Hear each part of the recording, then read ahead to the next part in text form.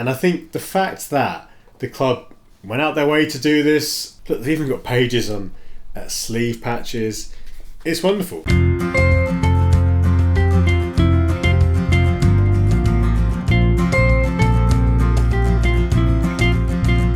Hey guys, a warm welcome back to Phil's Corner. Welcome back to this little slice of the internet where we talk about football shirts, where we just indulge, take our time to talk about kits, to geek out about kits. And you're very welcome whether you're a newbie to this kind of world, this hobby, or if you're a veteran who's been collecting far longer than I have. A warm welcome, and it is good to have you here. It's good to be here, it's good to hang out. And I do want to say a huge thank you for all your support. On the last video, on the episode we did, which was the top 10 most expensive shirts in my collection, you can of course check that out here on the channel. That was a lot of fun and the feedback was great. I really appreciated the kind words of support. Today's episode is going to be a focus on a particular team. We're going to zoom in on one club who I think are doing great work in shirts. People often ask me, what's your favourite team in football when it comes to kits? And of course that answer might depend on different things, but one club has stood out to me in the past 5 or so years. So that's what we're going to talk about, and of course, you know me, I've got a couple of shirts to help us in that. Before we get into the topic today, a couple of reminders, and something actually just to show off to you guys. Firstly, I will remind you to subscribe to the channel. That's how you can keep up to date with new content. And it's a great way to support the channel at no cost to yourselves. If you do enjoy today's video as well, please leave a like on the video. And I always like to read the comments and hear from you guys. Every episode that we do like this will have a bit of a Q&A at the start. So we've got a question that came from the comments section of the last video. So do leave a comment on this video if you have any questions, or if you simply want to leave a message. And if you want to support me even further, if you want to go that extra step to supporting me as a content creator, I have a Patreon which has some exciting benefits. Best of all, you can get a shirt which I designed with the brand Icarus. It's a great shirt, one which really does stand out, one which will look good in any collection, I think. And it's a lot of fun. That is just one of the benefits you get through Patreon. The link to that is in the description. There's different tiers, but at every tier you get a free shirt. And I've got something to show off. I've got a shirt which another shirt I designed, this time with Tour Sports, and it just came through the post today. It is the Ponthir AFC shirt. Now this one had a really fun photo shoot which accompanied the launch, and I'll show you some pictures. I shared them already on social media. But these guys, Ponthir AFC, are nicknamed the Pigs, and they did a shoot in a pigsty with some pigs, which was hilarious, and there's some great images from that. You notice on the back neck there is indeed a little pig to help kind of tell that story, which I drew there, and it's just really cool to see this. It's always exciting to see a shirt in person that I've designed. I've not done many of them, of course. I'm very much at the start, at the very start of what I hope might be a little career, but that's just really cool to see. I wanted to show it off, and yeah, really good stuff. And actually, just going back to the Patreon, one of the things I like to do in my Patreon is, where possible, share some of the behind the scenes, behind when I design shirts. So when I've been designing shirts recently, I've been sharing like progress images, some of the kind of drafts and things that have been left on the cutting room floor before the eventual release of a kit. So there's all sorts of stuff which I only share through Patreon. And I do that through monthly video updates, as well as just content in the Slack group that we have, the private Slack group. So again, more stuff you can get on Patreon, insight into shirts like that, which I've designed, and hopefully again, as my career progresses, who knows, there might be even more to come. But now let's get to a little bit of a Q&A, and I wanted to particularly highlight this comment from Brock, because I think it's a really interesting question. And he asks, how would one verify match-worn shirts? Is there a definitive way? I have a few lower division match-worns, or even a handful of MLS match-worn shirts I got directly from the players. How do I go about verifying my match-worn shirts? Now, Brock, this is a really important topic. In many ways, I'm not the best person really to answer this, and I'll be completely honest with you and with everyone watching. I'm not an expert in this field, but I think there's a couple of things which jump to mind, and things which I would say are important in this area. And the first one is, as much as possible, it's good to document what you can in terms of if you have a match-worn shirt or if you're buying a match-worn shirt, looking at obtaining any sort of photographic evidence. So for example, if you got a shirt from a player at the game, it's good to take a photo of that moment if you can. Of course, in the moment you might not be able to, but things like a photo of you with the shirt, which can clearly be seen as being the same shirt, perhaps through the condition of the shirt or any kind of other small things which might verify that a shirt is match worn. Some clubs, when they sell match worn shirts, or if you get a match worn shirt, actually have little patches, and these can be really useful. It would be great actually if more clubs did this. I know certainly teams like Atalanta, for example, in Italy do this, that they have patches which have the exact date and game, where the shirt is from, who wore it, etc. So there are fringe examples where that is the case. That really helps. On the subject of certificates, COA, Certificate of Authenticities, these are not the be-all and end-all, and sadly, again, in an ideal world, you would have these certificates as a kind of central, reliable source of provenance of authenticity. In reality, the quality of these, or the kind of the weight of these, does vary. So you do get some certificates, again, which come directly from a club and they're signed by, maybe it's the kit man or whatever it might be, and that's great, and I think having that official club link is good. Equally, you get some certificates which come from third parties and which are harder to trace or verify. So it's a difficult world to be in, and I think really this does come down to, I would say, as much as possible, trying to find that link back, that kind of paper trail. I think that's more important almost than anything else. So a bit like if you're buying a car and you might want to see the owner's history, the history of servicing, MOTs, that kind of stuff. Ideally with a football shirt, especially if you're spending a lot of money, of course, if you're going into the match-worn market, and not just any old match-worn shirts, but particularly more valuable match-worn shirts, you want to know exactly where it's come from. And if you don't already have proof of a shirt being worn, ideally trying to go back in that history and trying to contact, perhaps it would be the club or a previous owner, to see what evidence you have, and ultimately just trying to gather as much as you can. But don't despair, and I think maybe as a kind of takeaway, at the end of the day, if a shirt doesn't have that kind of really nice clear paper trail, that doesn't mean all is lost. Yeah, this is a big area, and again, I'm not an expert, and I'd love to hear from you guys, and I know some of you guys out there do collect match-worn shirts, certainly more than I do. Any tips would be really valuable, so do stick them in the comments of this video, or you could go back to the last video and reply to Brock on his comment. But yeah, thank you for that question, Brock. Hopefully in my ramblings there's one or two things which might be somewhat useful. And if you've got any other questions, like Brock there, do leave a comment, leave a question in the comments, and I'll get back to a bunch at the start of the next video. But today we are talking about Inter Milan. Now, I wanted to do this episode because I quite enjoy focusing in on a particular club. It's something we've done in the past here on the channel, and I think it's quite nice to kind of do that slightly more focused look. And just for 10-20 minutes, or however long this video might be, take a look at a club and seeing what they're doing. Because of course every season people like me rush to find out the best kits of the year, and we're picking out kits. But it can be quite nice to take a look at the fuller body of work, the kind of bigger picture for a particular team. Often over years, maybe a few years, several years, a brand and club can be doing some really great work.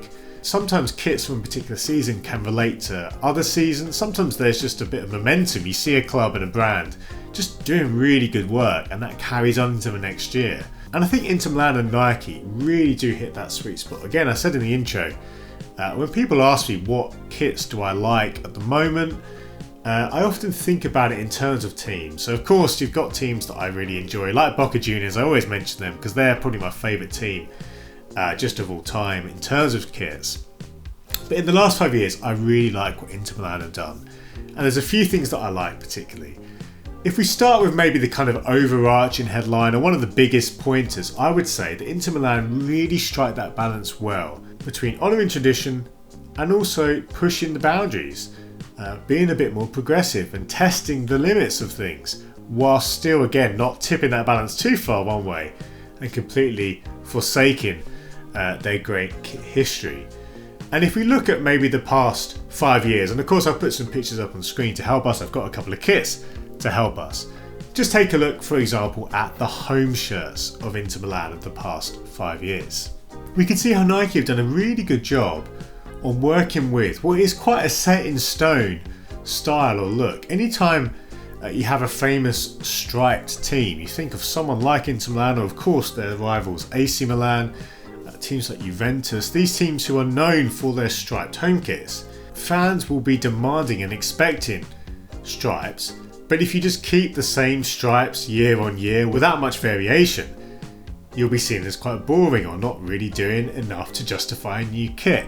So there's this difficult balance which again clubs and brands have to tread.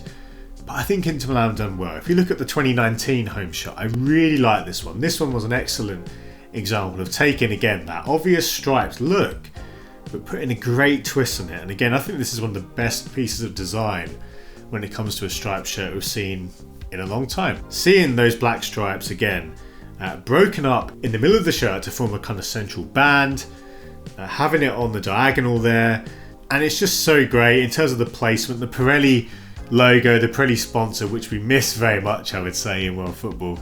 But we got it still in 2019. And that's perfectly framed in that central band that's created with the offset, with the zigzag. It's so strong. It's such a lovely home shirt. And then we move to 2020, and there's some similar ideas. You've still got clear stripes, but again we've got the zigzag, which is a classic theme and something which Inter Milan have done on previous designs. They've kind of nodded to that, and the zigzag itself as a motif makes a lot of sense when you consider the snake, which is an emblem of Inter. And of course when it comes to away shirts particularly, we've seen that really played on as a theme. But I really like the 2020 home shirt, and I've actually got that. We'll get onto that in a minute. I'll showcase that because that is again another great design, which is clearly an Inter shirt but has just the right level of creativity, I would say.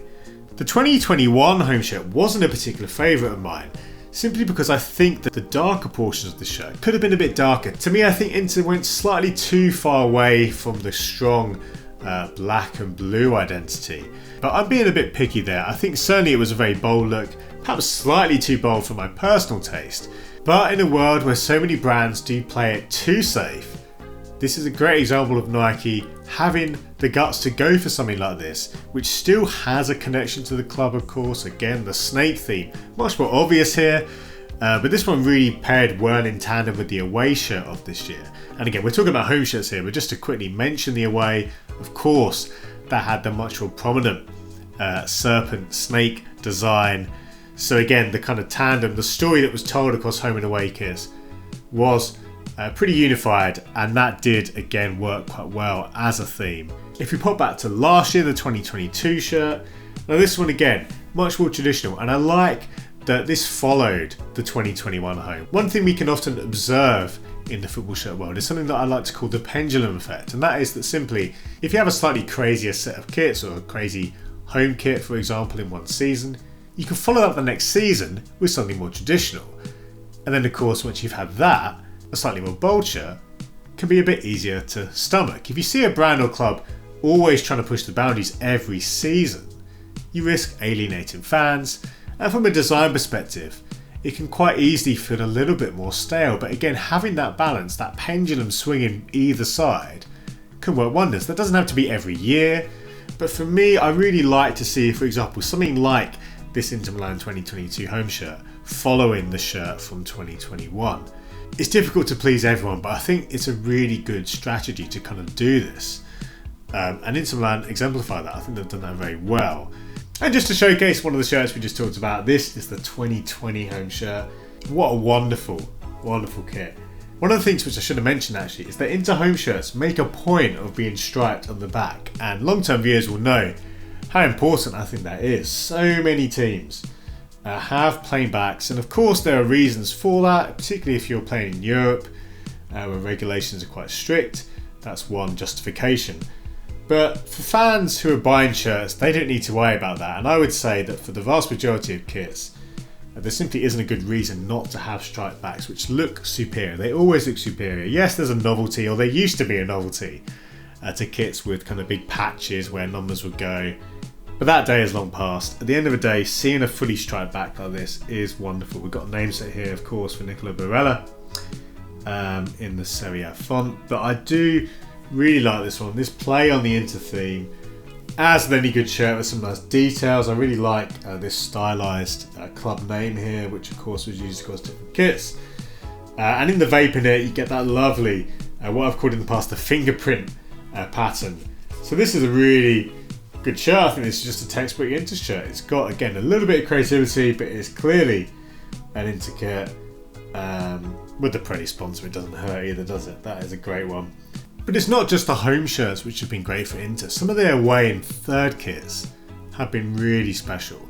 I think one theme which has been an ongoing thread throughout, again, the past 5 years, if we take that as a snapshot, is the really effective ways that Inter have nodded to the past. Now, every brand, every manufacturer has been doing retro-inspired kits. It's become somewhat of a cliche in the industry, and there's lots that we could say about the pros and cons, but I would say that Inter have done this in a really good way. The way that they've done some very clear nods, something like the 2020 third shirt was really good. We all know the shirt I was referring to, but I think the fact that we had a nice gap between certainly the original, which was an Umbro shirt from the 90s when Ronaldo was there, R9 was there, to the Total 90 shirt, which of course was very kind of Adriano, that was the peak Adriano era. I love that we had a nice gap, and then we had this third shirt in 2020, and it looked great. It's a bit of a fan favourite, but that was good, and that paired really well with the home shirt. We talked about the home shirt in that season, taking the classic design and innovating slightly with the zigzag. Well, that was the perfect place to land this third shirt. And it's not just that. We mentioned briefly the 2021 away shirt, which was the snake inspired design, and that was a callback to the away shirt of, I believe it was the 2010 season. So again, there's an appropriate length of time before returning to a theme. I think 10 years plus is a good length, and I really like this away shirt. The fact that you had the tail of the snake there weaving around the Nike swoosh, around the sponsor, I really like that as a callback. And even just the colours of their kits recently. So the 2022 third shirt, that was the third shirt from last year with the yellow. That is a colour which is very strong in Inter's history, and it's a similar story with this season's third shirt, which is a bright orange, a colour which is very much in Inter's DNA, Inter's kit history. But it's great to see that used relatively sparingly. And sometimes the colour itself of a kit is enough of a story. I think we often really yearn for bold designs in the kit community and the collecting community. It's often the crazy patterns which get us excited, but I think just simply the colour of a kit can be enough of a draw, enough of a story. And certainly in the recent third kits we've seen that again with the yellow and orange. And speaking of colour, if we jump back to another third shirt, if we look at the 2021 third shirt, I think there's a really nice kind of connection here. Now that particular third shirt I think was really exciting for different reasons. It kind of combines things we've just spoken about. So when it comes to historical connections, there's a not so obvious but really clever way that this kit nods to a previous shirt. The 1990 Inter Milan away shirt had a really nice look, a really creative look, with alternating diagonal blue and black stripes. So again, your mind should be going to the 2019 home shirt that we spoke about. Look how similar that kind of aesthetic is. But it's also clearly referenced in the 2021 third shirt. So a nice link, which is kind of one of those if you know type scenarios. It's not an obvious retro kit or anything like that, but it's certainly an aesthetic, an element, design element, which you can trace back to. So I really like how that was reinvented, reinterpreted in a very bright, fun colourway, which was a nod to the Inter fans around the world, I believe, and there was a nice inside net detail which spoke to that too. The Inter crest was recoloured. But I think it's quite cool looking back on this kit. Since that third shirt in subsequent seasons, the third shirts have been colours that we see in that central band. So again, we just spoke about it, the yellow third shirt from 2022 and the orange third shirt from this season. So I don't know if this is more of a coincidence than anything else, or maybe we are going to get light blue and green third shirts in the next 2 seasons to complete the set. But I just think it's really cool that you can see again, just in this little snapshot, little ways in which a brand might take one idea and build on it, play with it. So there's so many great lines that could be drawn between recent seasons of Inter kits, so many design decisions which have been built on or iterated on. And even just as I was preparing this episode, there was more stuff that came to me that I spotted that I hadn't even noticed before. I really think Inter and Nike have been hitting their stride. And actually I did also want to mention that these are in many ways the benefits of a long-term partnership. It can be quite hard to find a long-term kit partnership, but the fact that Nike have been with Inter for so long, since the 90s, has reaped so many rewards, because over the long term you've got a bit more license, a bit more freedom to kind of operate in different ways. So again, some of these design stories that are being told over multiple seasons, if you know you're going to be at a club for a long time, you can do that. And of course a lot of clubs simply just don't have that with their kit manufacturers. They simply don't have that kind of relationship. It's a simple thing, but it's something to look out for, and I think clearly the Inter Nike example here is a good example of the benefits of a long-term partnership. And of course, Inter haven't just enjoyed a long partnership with Nike. Up until recently, they had a long partnership with Pirelli. Of course, Pirelli are no longer the primary shirt sponsors of Inter. I believe they're still a sponsor in other capacities, I might be wrong on that. But certainly with the shirts, of course, that was one of the best partnerships. And at the beginning of this 5-year period that we're looking at of kits, Inter had, I think, one of the best shirts of the past 5 years. And in many ways, it's the perfect example, I would say, of how you can get a collaborative sort of design. A design which very much was based around another party than the club. So in this case, it was Pirelli. Of course, we've seen a rise of collaborative shirts, particularly with fashion brands. But the 2019 third shirt, which I've just got to the side of me, I'll get it out in a second, really showcased, I think, the best example of how you can take elements, again, of someone other than a football team and transfer it, make it into a wonderful football kit, which just stands up in its own right. So let's take a look at this 2019 shirt and enjoy the various details. Pound for pound, this is easily in my top 10, maybe even top 5 of the shirts I have in my collection from the past 5 years. At first glance, it might look a little bit understated, but hopefully under the lights here you can see a bit of the detail coming through in the subliminal pattern on the body. And there's so many nice touches with this one. But I really think the subliminal pattern in the body is a particularly good nod, it's a particularly good direction to go down. So many shirts could benefit from this sort of pattern. Like any good shirt, we've got it on the back as well. So as a starting point, a subliminal pattern like that in the body looks fantastic. Other details, of course, we have the old school Nike logo, which Nike did use on their third kits this season. But more than anything else, the overall story of this kit is that it really is heavily based on Pirelli tyres. And it's really cool to see elements of Pirelli tyres brought through to the kit. Now, many of you will know these stories. It was widely talked about and shared about at the time. But for those who might not know, or just as a reminder, the fact that the collar style and the cuffs, which is quite a simple design, that is very much like the aesthetic of Pirelli tyres with the yellow ring running round them. And even the look of the pattern, which we just spoke about, kind of looks like tyre treads. Certainly the kind of diagonal elements there. And again, you kind of have to kind of look at this closely or in the light to kind of appreciate it. But you see something like tyre tread.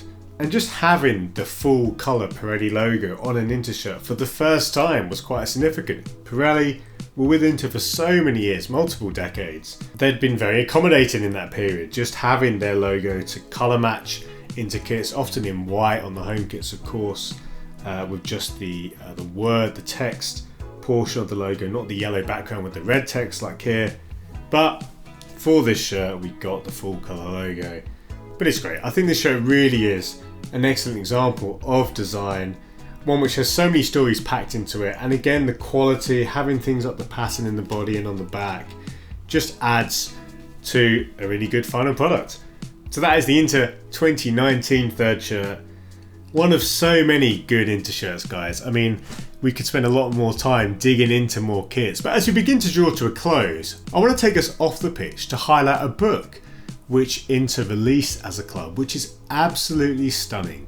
This particular book is something which all major clubs should release. All clubs ideally would release. For someone like me, and for many of you watching, this is the stuff that we could only dream of having.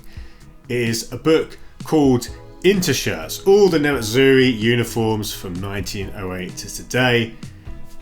Here we have it. It's actually in Italian, so the title there, and indeed everything inside the book is in Italian, but I'll just kind of flick through. This is a comprehensive guide to Inter's kit history, and I emphasize comprehensive because we have got, again, not just the home shirts or just the away shirts, but every shirt, including even things like pre-season shirts where we've got special sponsors. So what are we on here? 2006. Obviously there's photographs throughout as well. It is absolutely brilliant. Again, this is the kind of thing which, can you imagine if more clubs did this? Just for someone like me, just who writes a lot about kits, talks a lot about kits, since getting this book recently from the club store, I've been pouring into this. And again, I don't speak Italian or read Italian, so I've been having to translate a few things here and there. And I think the fact that the club went out their way to do this, look, they've even got pages on sleeve patches. It's wonderful. And this is a heavy book, it's a big book, and there's tons of content here. Many of you will be thinking about the True Colours series from John Devlin. John Devlin is one of my biggest inspirations, one of the people that really inspired me to get into this football kit world. And his True Colours books are absolutely brilliant, and I've got a bunch of them. And again, that approach of mirroring kit history, in-depth, detailed kit history with illustrations and high quality illustrations is seen here. So no doubt, I'm sure the creators of this book, the writers, the producers, those who made this, took inspiration from John Devlin and others in the space. And I really did want to make a point of this, because when I ordered the book, I wasn't sure what it was going to be like, but I am absolutely blown away with the quality and the level of attention to detail. We could do several episodes probably on Interkits off the back of this sort of information. And it's funny, isn't it? Because when you look at teams' kit histories, it's not always easy to find information, particularly if you're going any time before the 80s or even in the 80s. Photos aren't easy to come by. Certainly kind of confirmation on things like sponsors and the placement of details on kits. You can't easily get that often, other than kind of grainy photos or stuff which isn't easy to digest, but this is perfect. So there we go, guys. That was a look at Inter Milan's kits from the past 5 years, some of the stories that have been told, and I would say that Inter are absolutely killing it. They really are doing some great work. Nike and Inter are a great tandem, they're a great partnership, and though all good things must come to an end, I'm hoping that the two stick around together for a little while longer so we can enjoy their great work. If you enjoyed today's video, please leave a like and let me know in the comments. Also, if you have an idea for a future video, maybe it's another team, maybe you want to focus on a particular era or brand, maybe you've just got another wacky idea for a video, stick it in the comments. I always read them. Ultimately, I'm making these videos for you. I want to shape the content around what you guys want to watch, so let me know in the comments. And again, I want to plug my Patreon. If you want to get involved in a growing community of football shirt enthusiasts and collectors around the world, the link is in the description. If you want to add some shirts to your collection, indeed, the shirt that I designed with Icarus, that is available through Patreon, and there's other benefits too. But that'll do it for today's episode. Thanks for watching, and wherever you are, I hope you have a great day. See you soon.